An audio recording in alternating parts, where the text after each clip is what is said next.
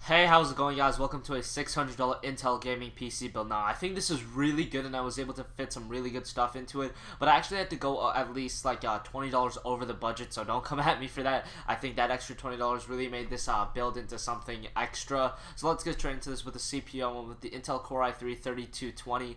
This is a dual-core Ivy Bridge CPU, so it's dual-core, but it also has hyper-threading, so it's 4 cores, 2 physical, 2 logical, and this is a really fast CPU for about 110 bucks on Newegg right now after a $20 off promo code. And the i3 is still very solid, and since it's Ivy Bridge, you can upgrade it to a 3570K down the line if you so want to, and eventually you will have to, since this is it is 4 cores, but those 2 logical cores aren't as good as having 2 physical cores, like 4 physical instead of 2 physical and 2 logical. It's better to have all physical cores. This is still a really fast CPU for 110 bucks, and it will keep you good for the next couple of years, but eventually you will have to upgrade to a quad-core physical CPU, and yeah, still a really good CPU for about 110 bucks, and again, some really good upgradability options.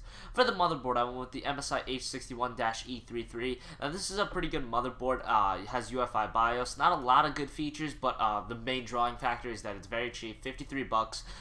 Supports really high speed RAM, so that's pretty good. LJ1155 obviously, and this motherboard, like I said before, opts in for upgradability options like upgrading a better CPU. No SLI or Crossfire configuration possible in this PC, but if you're spending $600 on a gaming PC, you probably don't want to anyway. For the RAM, I went with G-Skill Ripjaw's series 8GB, 2 4GB sticks running at 1600 speed. This is about 70 bucks, not a bad price. 8GB of RAM, really can't say much more about it. You really don't need to go with 16 gigs. Even in like really high-end builds, I still recommend going with 8 gigs because most games still only recommend 4 gigs, so why even go with 16 when, 8 gigs is perfectly fine, even if you're doing things like live streaming, which you probably can't do with the CPU anyway. Like I said before, AMD CPUs are really geared towards multi-threaded applications like live streaming, video editing. Intel is really good for just gaming, since gaming does utilize a minimal amount of cores, so that's where Intel's strengths lie.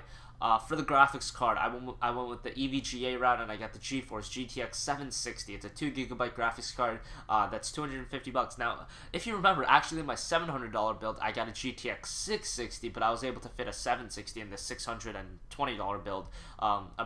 And this is a really fast GPU. Now, I know I've said it before, but I made a video bashing this card. I wouldn't say bashing because I use factual information defending why you should get a 7950 over this, but AMD had to be so awesome, and AMD actually took away those 4 or 5 free games that you would get with the 7950, so that kind of killed that video entirely, literally like 3 days after I published that video, so that kind of like slapped me in the face, but whatever. 760 is a really good value now for 250 bucks. Solid graphics card. Like I said, I never said it was a bad value. I just said, 7950, you get a lot more a lot more value out of it. It's still a good value, the 760, but back then it wasn't. But now, compared to the 7950, the 760 actually beats it in a lot of benchmarks, so highly can recommend this card. For this power supply, I went with the Corsair Builder Series CX500. This is 40 bucks after $20 mail-in rebate.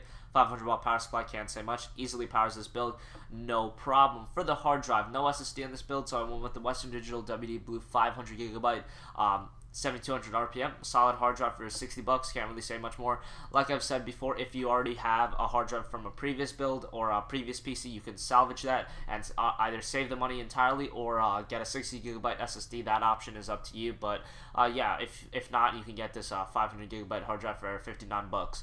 Finally, for the case, I went with the NZXT Source 210. This is about 35 bucks, and right off the bat, when I say 35 bucks, you guys probably think this is a really shitty case, but it's actually a pretty decent mid-tower case. Has a lot of good cooling, a lot of good ventilation, and yeah, pretty solid case that I've recommended several times before. And the total price comes out to $627.93 right now on Newegg after a couple of mail-in rebates.